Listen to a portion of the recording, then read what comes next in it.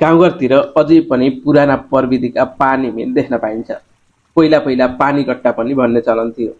साँच्चै तपाईँकोतिर यस्ता मिलहरू छन् कि छैनन्?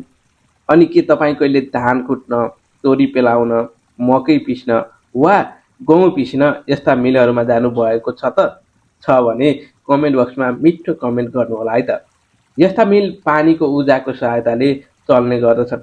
अहिले गाउँघरमा जनसङ्ख्याको अभावका कारण केही मिलहरू बन्द अवस्थामा समेत पुगिसकेका छन्।